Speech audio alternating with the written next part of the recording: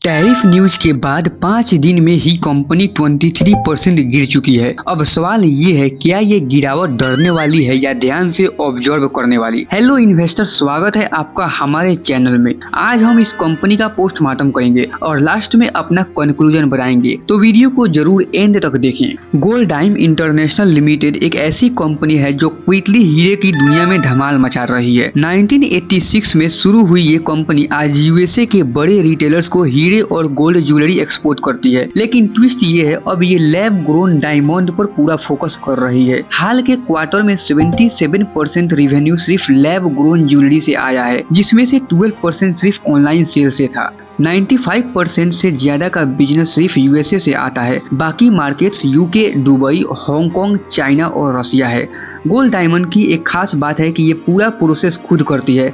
Diamond grow करना, cut करना, jewellery बनाना और बेच देना सब इन हाउस। और अब तो इन्होंने ओरिजिम नाम से रिटेल स्टोर भी लॉन्च कर दिया है। पहला स्टोर मुंबई में और 2 और आ रहे हैं। साथ ही ज्वेल फ्लीट नाम से इनका B2B ई कॉमर्स प्लेटफॉर्म है जो छोटे अमेरिकी ज्वेलर्स को टारगेट करता है। और अभी 270 करोड़ का ऑर्डर बुक है। अगले 3 से 4 महीने में पूरा डिलीवरी होने वाला है। अब आइए फंडामेंटल्स डेटा पर।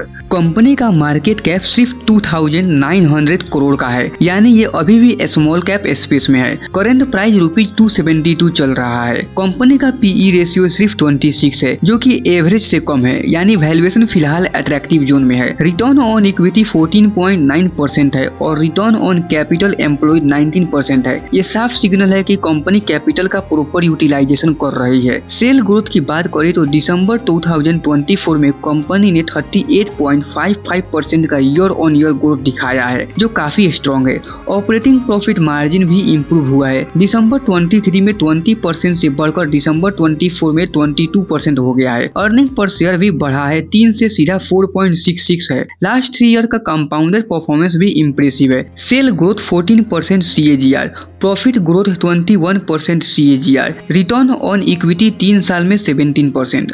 अब बैलेंस शीट की बात करते हैं।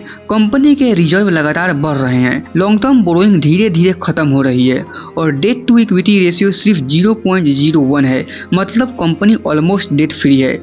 ऑपरेटिंग कैश फ्लो भी इम्प्रूव हो रहा है। मार्च 22 में निगेटिव था, लेकिन अब पिछले 2 साल से लगातार पॉजिटिव और बढ़ता हुआ दिख रहा है। कंपनी इस कैश को इन्वेस्टमेंट, इंटरेस्ट पेमेंट और डिविडेंड पे करने में यूज कर रही है, यानी अंदर से पैसा जनरेट हो रहा है और सही डायरेक्शन में फ्लो भी कर रहा है। कैश कन्वर्जन साइकिल इंक्रीज हो रहा है, जो थोड़ी चिंता की बात हो सकती है। अब आते हैं सबसे इम्पोर्टेंट और इमोशनल पॉइंट पर, प्रोमोटर्स होल्डिंग। कंपनी में प्रोमोटर्स की होल्डिंग 62.06% है, जो कि काफी अच्छी बात है। हालांकि जून 22 में प्रोमोटर्स के पास 66.39% होल्डिंग थी और अब घटकर 62.06% रह गई है। अब ये थोड़ा ट्रिकी पॉइंट है, क्योंकि प्रोमोटर्स की होल्डिंग कम होना 2 तरह से देखा जा सकता है। कभी प्रोमोटर सिर्फ प्रॉफिट बुक करते हैं, जो एक नॉर्मल बिजनेस डिसीजन होता है, लेकिन कभी कभी प्रोमोटर्स की घटती हिस्सेदारी ये भी दिखाती है कि उन्हें कंपनी के फ्यूचर ग्रोथ को लेकर डाउट हो रहा है। और ऑनेस्टली प्रोमोटर्स के माइंड में क्या चल रहा है, ये सबसे अच्छी तरह वही समझ सकते हैं। तो यहाँ रिटेल इन्वेस्टर्स को थोड़ा सतर्क रहना चाहिए, ना ज्यादा पैनिक ना ज्यादा एक्साइटमेंट। लेकिन और एक इम्पोर्टेंट बात, इस मार्च क्वार्टर में कुछ प्रोमोटर्स निकले हैं, लेकिन उनकी जगह FII और DII ने एंट्री ली है। इंस्टीट्यूशन तभी इन्वेस्ट करते हैं जब उनको बिजनेस लॉन्ग टर्म में प्रॉमिसिंग लगता है। कंक्लूजन सिंपल है,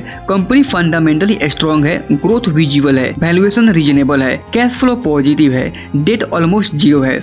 अगर US टैरिफ का ज्यादा असर नहीं पड़ा तो ये गिरावट एक्चुअली एक अपॉर्चुनिटी बन सकती है। डिस्क्लेमर, ये कोई बाय और सेल रिकमेंडेशन बिल्कुल भी नहीं है, सिर्फ एक एजुकेशनल डिस्कशन है।